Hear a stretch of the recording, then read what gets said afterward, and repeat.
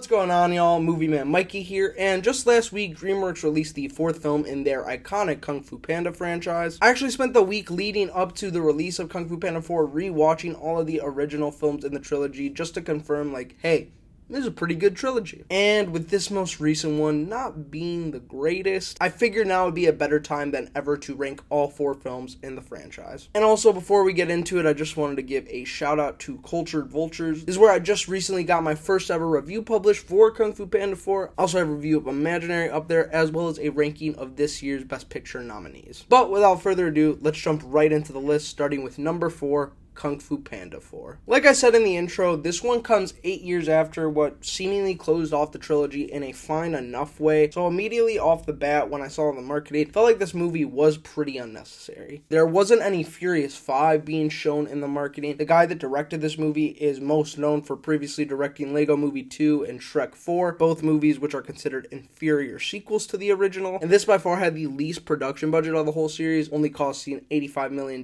whereas the cheapest one of the original trilogy was $130 million. I don't know why the series came back after 8 years if we're going to tell a story as bland and uninspired as this. On one hand, we have Po having to pass the torch to someone as he's ascended the role of Dragon Warriors, and on the other, we have the villain of the week in The Chameleon, voiced by Viola Davis, and it just feels like there's a lot of purpose in those first three films on discovering, Po discovering who he is really, and in this one, it almost seems like regression for his character because he's given nothing to learn and he learns nothing, which is pretty disappointing. Viola Davis as the Chameleon I just mentioned, she gives a fine voice performance, but the villain itself is, to me, the weakest in the series by far, the worst motivation in the series by far, and the way that all ends too, it's terrible. And I haven't even gotten to the worst part of the movie. It is Awkwafina. I'm not on the Awkwafina hate train, okay? Do I hate her in some things? Yes. Shang-Chi, she is the worst character in the MCU. Here, insufferable. But I have enjoyed her previously in movies like Ocean's 8 or The Farewell. She's not a bad actress, but the character she plays here, she goes through a character arc that is totally unearned. You can see where it's going from the beginning, but even so, it is a very frustrating watch to see it all culminate. Bryan Cranston is returning after his role in the last one, and James Hong is reprising his role way back from the original one as Poe's two dads. And they have a fun camaraderie together with each other. They banter off each other well. They just are not given much to do here. Without going into extensive spoilers, the way this movie ended really turned me off. Maybe watching the first three movies again leading up to this had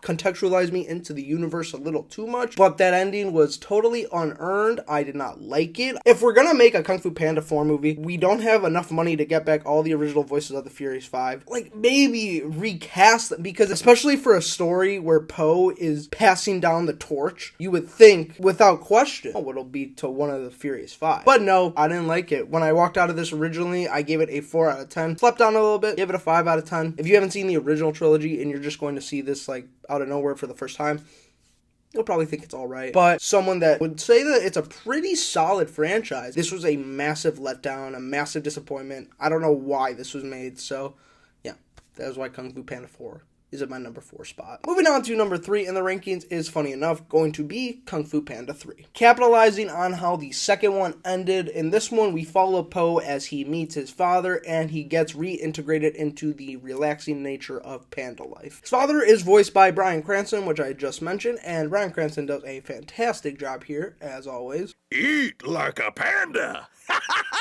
Although I will say, I feel like his character and the whole panda life that Po gets exposed to in this movie kind of negates the impact somewhat from the villain of the second movie. But regardless, here our villain is Kai, which is voiced by J.K. Simmons in an unrecognizable voice role. But rather than that villain having much power himself, he gets his powers from sending these demons out, and he can see what the demons are seeing as well. Kind of just wish he himself was more powerful, but nonetheless, I would say he makes for a decently imposing villain, especially for a kids film. The Furious 5 aren't really given much to do here, and Master Shifu is once again kind of put to the side for this movie. There are a couple of scenes where they're talking and they get, some wisdom, but ultimately, this movie does lead up to a conclusion that embraces the mystical a little too much for my taste. By the time Po is done defeating the villain happily with his father and all of that, I do think this movie acts as a nice, perfect bow to just put on the trilogy and never touch again.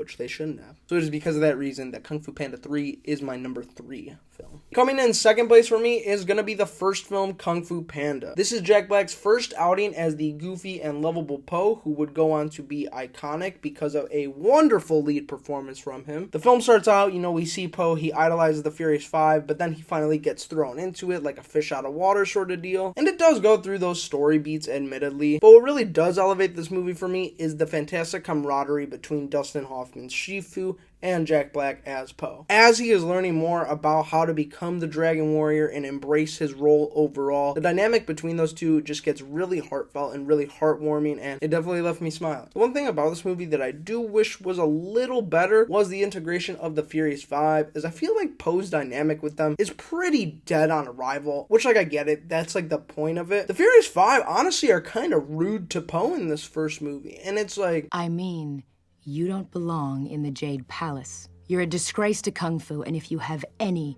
respect for who we are and what we do, you will be gone by morning.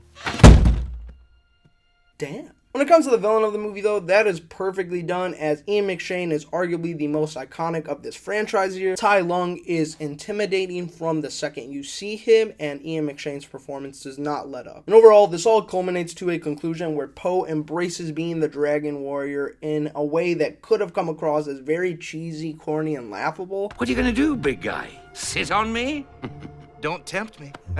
But because of the tenderness of the writing, it really does feel authentic, and you're really rooting for him to become this Dragon Warrior. So while my main drawback here is the fact that the Furious Five aren't integrated super well with Po, this is a nice foundational film, so that's why it's here at number 2 for me. But coming in at number 1, it had to be Kung Fu Panda 2. Even when I watched these movies way back 10 years ago, I always remember thinking Kung Fu Panda 2 was by far the best. And why is that, you may ask? It does what I've been wanting for all of these movies. It perfectly integrates Po and the Furious Five together for an epic journey through China. Well, I do wish there was more stuff to do for the Furious Five overall in this franchise, which is kind of surprising. The fact that they're just there with Po and they're talking, they're having a dynamic for a vast majority of this movie is great to me. But with their camaraderie coming in, it kind of trades out that relationship that Po had with Shifu in the first movie, which I think is a worthy trade-off, though I would love it if they were able to integrate both of them well. Oh, but when it comes to this one, the action sequences are just out of this world. They're epic. They're set up against the best villain of the series, being Lord Shen, the peacock who committed a panda genocide. While that motivation is dark as hell, it definitely still holds up and is horrifying. In this one, Po learns more about himself and his history, which I always love to see. Whereas his journey in the first one culminated with him embracing the role of Dragon Warrior, he is discovering in this one who he truly is and what his background is. So I think that makes for an even more engaging narrative. So, including reasons like Lord Shen, the Furious Five, Po discovering more about his family, there's no question this movie is my favorite of the series. So, that does it for my ranking of the Kung Fu Panda franchise. Now it's time to hear what y'all think in the comments below. Whether you have the same list as me, the exact opposite list as me, or something completely different, it should be fun discussing in the comments. Once again, shout out to my review of Kung Fu Panda 4 on Cultured Vultures, which I have linked below. Also linked below is this video and review in list format on Letterboxd, which you can check out in addition to my opinion on thousands of other movies. And yeah,